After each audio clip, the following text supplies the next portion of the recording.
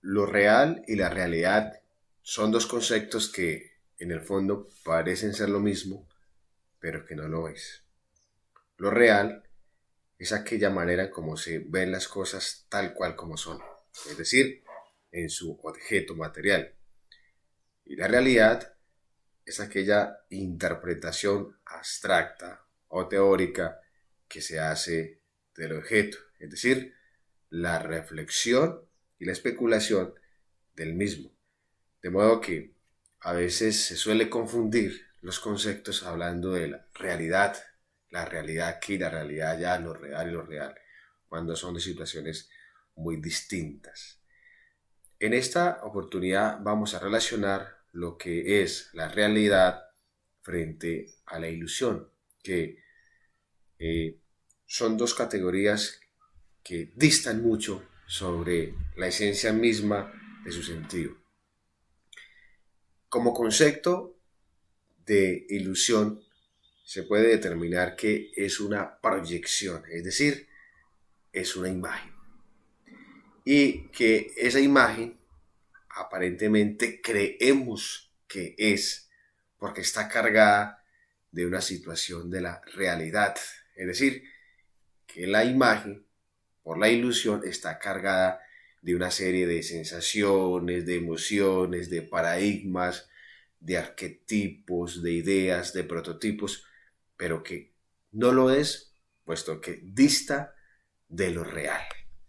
Observemos el esquema. El gatico frente al espejo se hace la ilusión, se hace la idea que es un león, que es el rey de la selva, que es el macho alfa de la manada. Viendo esto como un ejemplo, porque el gatico no piensa lógicamente, él en su esquema mental, entre comillas, reflexiona, piensa que él es un león. Esa es la ilusión justamente. Es simple y llanamente una imaginación de algo, pero que no corresponde a lo real. Es decir, no corresponde al mundo concreto tal cual como es. Bien, la diferencia entonces entre una ilusión y entre una realidad falsa o una paradoja es que la ilusión es un proceso mental y emocional, porque aquí también le compete a la psicología en cuanto a las emociones, a los sentimientos, como la rabia, como la ira, la cólera, como la alegría, como la ternura. Es una realidad que solamente está en las sensaciones y en la mente, pero que esta no es verificable de manera real. Y esta continúa o tiene su vigencia de asegurarla como algo verdadera o objetivo, puesto que es una falsedad. Reconocer algo como cierto que siempre y cuando sea solamente mental. Entonces, las personas que tienen problemas de esquizofrenia, que tienen complejos de inferioridad, de superioridad, como el narcisismo o la baja estima, tienen una serie de conceptos sobre sí mismo. Entonces, que yo no sirvo para nada, yo no puedo, o el del narcisismo va a decir es que aquí nadie es igual que yo soy el que puedo, yo soy el que tengo, el que más dinero tengo, pueda que no sea cierto ni siquiera eso en la vida real, pero por su problema de neurosis se está creyendo que lo es. O aquella persona que tiene problemas de esquizofrenia, cree que se es el Simón Bolívar, se es la Virgen de Guadalupe, hombre, cuando no lo es. Entonces, estas situaciones de ilusiones sería un error considerarlas falsas. Por lo tanto, la ilusión versus falsedad, en el fondo encontramos que hay una falacia o una paradoja, es decir, una mentira. Para Kant, continuando con la línea que hemos venido profundizando del concepto de lo real y la realidad desde el encuentro pasado, la ilusión no se produce, no la produce el objeto, sino del concepto o del juicio que hacemos de él, con la imagen que tenemos acá. El gato es gato, y listo. Pero en el juicio que estamos haciendo de él, estamos atribuyéndole una cualidad o una categoría al gato de león, pues, cuando este no lo es. ¿Listo? Entonces, desde la perspectiva de Kant, la ilusión es aquella carga teórica, emocional, reflexiva que hay de lo real, es decir, de una situación específica. Ahora, ilusión versus realidad en el contexto de estas ilustraciones, en cuanto a qué es lo que es y qué es lo que está simple y llanamente en la mente. El hombre, como especie humana, como individuo dotado de una serie de cualidades y características que lo hacen superior al resto de seres vivos en el cosmos, se cree él mismo que es el individuo o es el animal más desarrollado en el universo. Y de hecho lo es. En términos bíblicos, desde el Génesis, pues Dios le entregó la creación y gobiérnela bajo sus pies, sométanla. Pero ese gobierno, esa manera de decirlo así, de someterla bajo sus pies, de reducirla, no quiere decir que el cosmos, y de manera especial los animales, no quiere decir que estén modo al servicio del hombre, que estén como una esclava del hombre, la tierra. No, todo lo contrario. El hombre es quien debe estar al servicio de la creación, es el hombre quien debe estar al servicio del universo y del cosmos, y no lo contrario, porque la lógica es eso. Y el hombre, pues mediante esa categoría que le dio este ser ontológico llamado Dios, si se quiere ver desde el hecho teológico, pues atribuyó, se tomó muy a pecho esa idea, y él se cree el superior y de aquí para abajo mando yo y solo yo y solo yo y solo yo. Y hace con el cosmos y con los ecosistemas lo que se le dé la voluntad. Mirando el esquema entonces, en esa pirámide social, por decirlo así, en política, él se pone como el primero en todo. Y no, siendo más ambicioso, va y pone a la mujer después de él. El hombre y pone a su complemento, entre comillas, a su homólogo después de él. Y de ahí en adelante hace una clasificación de seres vivos que potencialmente tienen en el reino animal una influencia o una determinación mucho más que otras. Aquí también las especies tienen como una cierta jerarquía. Esa es la ilusión que el hombre se hace de manera mental y que desafortunadamente, excepto a los ambientalistas, así lo es. En el otro esquema, veamos cómo es la realidad de esta visión cósmica en la relación del hombre y el mundo. Y es que el hombre está en igualdad de condiciones frente a todos los seres vivos del planeta, empezando por su complemento, por su homóloga, la mujer, la hembra. Vea, en igualdad de condiciones en un círculo donde no es superior y donde no es inferior. Es decir, que él se pone al servicio de la creación y la creación se pone al servicio del hombre. Es decir, hay un complemento. Veamos ahora esta imagen. Todos nos vemos en un espejo y con el espejo nos hacemos ilusiones, nos hacemos fantasías y realidades y sueños, quizá de rasgos estéticos, de rasgos específicos, y la apariencia nuestra pues la hemos proyectado en un espejo y queremos mostrar o demostrar, más bien, no mostrar, porque mostrar es la realidad tal cual como es, más bien demostrar una imagen. Y hay individuos que se preocupan o definen su existencia por demostrar una imagen y quieren ocultar otra realidad. Y de aquí que los psicólogos hablen de que todos los seres humanos llevamos una máscara como el payaso, el circo. Mostramos algo, pero en el fondo hay otra realidad que se desconoce. En el circo el payasito hace reír con su máscara, pero atrás de la máscara o atrás del telón o atrás de la función puede estar muy triste y acomplejado por una situación, pero tiene que hacer reír y mostrar que está alegre.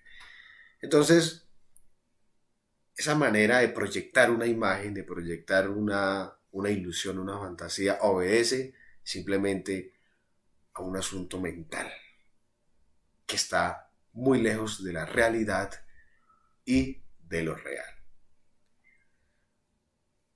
La realidad es simplemente una ilusión, aunque una muy persistente. Albert Einstein. Los seres humanos, claro, para darle sentido a la vida, constantemente estamos soñando, constantemente estamos en clave de plan. ¿Y qué va a hacer este fin de semana? ¿Y qué va a hacer en vacaciones? ¿Y qué va a hacer en Navidad? ¿Y qué va a hacer el otro año? ¿Qué proyectos tiene? Vivimos en clave de planes, claro. Y creo que dignamente el ser humano, para que le dé sentido a la vida, vive en clave de sueños, de proyectos, de deseos, de propósitos. Incluso desde el hecho bíblico, la creación es un proyecto diseñado y pensado por Dios. Todo lo que aconteció. Y toda nuestra vida está enmarcado en proyectos, en decisiones. Pero esa manera de soñar, de proyectarnos, debe ser aterrizada a una realidad y a un mundo real, según nuestras posibilidades y según nuestra... De modo que los seres humanos estamos en clave de sueños, de proyectos, pero estos sueños deben estar aterrizados a un mundo real, aterrizados a una realidad concreta. Yo, por ejemplo, en este momento no puedo soñar ir a la luna, ser un astronauta, pues porque no concedo las condiciones intelectuales de matemática, de estar en la NASA, de ser un astrofísico, de ser un físico, de ser un experto en física cuántica, en matemática cuántica y ser un ingeniero. No, o sea, es un sueño que dista de mi realidad. Pero sí podría soñar, por ejemplo, con ser especialista en filosofía política, ser especialista en ciencias de la educación, ser magíster en ciencias de filosofía latinoamericana. Es decir, es una situación que está más a mi mundo. De modo que, claro, los seres humanos estamos constantemente llenos en un mundo de ilusiones y más en la juventud como ustedes y vivimos por ello, pero esto debe estar asociado a nuestra realidad. 4 hechos concretos en los que les quiero socializar esta analogía entre realidad y entre ilusión. Primero, el cine. Creo que todos hemos visto alguna vez una película. Así no haya sido en cine, en un teatro, pero al menos en nuestra casa, en un televisor, en un computador, en un teléfono, en un smartphone.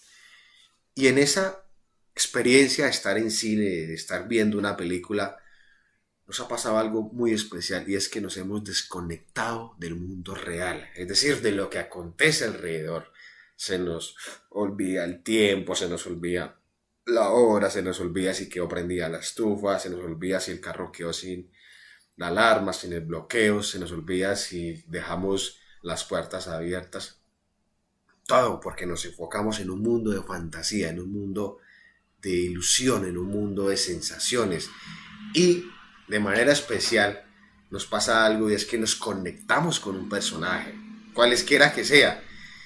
Y se da un efecto muy especial en psicología asociado al cine y es que en el marco de los hechos, cuando hay, por ejemplo, un personaje que se enfoca a hacer el mal y hay un personaje que se enfoca a hacer el bien, el lado bueno de la película, y que finalmente la película termina con que el personaje derrota al malo en la película, sentimos o experimentamos sensaciones de emoción, de alegría, de gusto, de placer. Nos ha pasado. De modo que nos identificamos con lo que pasa en la película, directamente con personajes concretos. Eso es un mundo de ilusión. Estar en el cine nos permite olvidarnos de la realidad y meternos en un esquema mental. Y estamos contemplando, observando la película, todo lo que acontece, y mentalmente recreamos ahí nuestras ideas y nos llenamos de ilusiones, de sueños. Y salimos de la película, salimos de la sala de cine, el teatro, apagamos el televisor y continuamos con nuestra vida haciendo un oficio, viajando, consumiendo algún alimento. Y como que todavía no nos desconectamos de esa ilusión de la película. Seguimos ahí como que recreando, como que seguimos ahí tratando de darle una continuidad, como una segunda parte a lo que acabamos de ilusionar. Asimismo, en psicología, entendemos que esto es el proceso que se da en la mente humana, en la psiquis, en el pensamiento. Estamos bombardeados todo el tiempo de emociones, de fantasías, de pensamientos, de sueños. No hay un momento en el que el ser humano logre tener la mente en blanco. Jamás y nunca. Tan solo lo será cuando deje de existir. Incluso en la noche, cuando estamos en nuestro descanso del cuerpo, porque la mente continúa. Ahí vienen los sueños, vienen las pesadillas, que todas las noches las tenemos. Muy diferente es que no las recordemos, puesto que la memoria del sueño o de la pesadilla es muy corta. Los psicólogos asocian la mente con los metros o los tranvías o los trenes. Durante el día funcionan 12 horas y hasta más. Y la pregunta es, ¿y en la noche los trenes o los metros los detienen y todo queda solo? ¿El silencio apagado? No. En la noche los trenes, los metros y los tranvías les hacen aseo, les hacen reparación, les hacen mantenimiento, les hacen arreglos, les hacen ajustes, continúan funcionando pero con unos arreglos. Quiere decir que cuando termine la noche, ellos tienen que seguir operando en cada una de sus vías. Así es la mente del ser humano. En el día estamos llenos, cargados de preocupaciones, de afanes, de análisis, de raciocinios, de pensamientos, de historias. En la noche, nuestra mente no queda en blanco, ella continúa recreando y haciendo procesos también de mantenimiento, de limpieza, sacando aquello, eliminando aquello, para que cuando amanezca, nuevamente se emprenda una marcha. Y eso que se desarrolla en la noche y en el diario vivir está lleno de ilusiones, está lleno de fantasías también, está lleno de sentimientos y no es real, no todo es una realidad. Yo en este momento me puedo soñar viajando a la luna en un cohete, nuevamente el ejemplo, pero no es real. Esta noche me puedo soñar eso porque lo pensé mucho en el día y vi videos, investigué, vi historias, documentales y pueda que me sueñe eso. Y después del sueño, cuando me despierte, pueda que le quiera dar como una continuidad, como que no lo quiero apagar, pero simplemente fue una ilusión.